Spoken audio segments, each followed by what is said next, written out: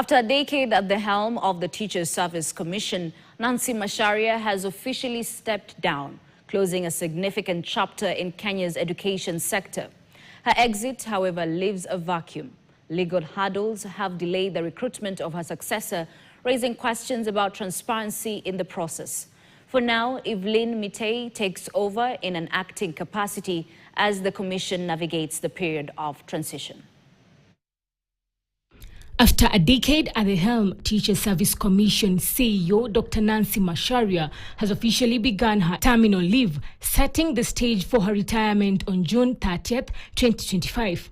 Her exit marks a new chapter in Kenya's education leadership. We have made the request that we also get intern teachers. Since assuming office in 2015, succeeding Gabriel Longoiboni, Dr. Macharia has spearheaded key reforms that reshaped teacher management and policy implementation nationwide. Her departure now ushers in a leadership transition at the commission. And in her absence, Mitei has been appointed acting CEO as the commission begins the search for a permanent successor.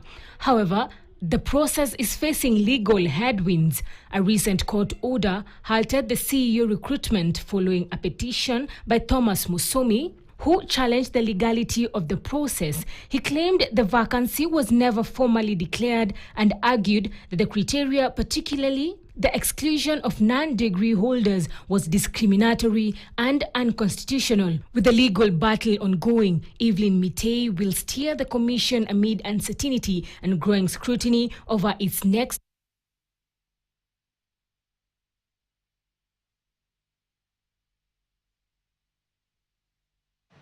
All right, we apologize for that. Let's just take another break.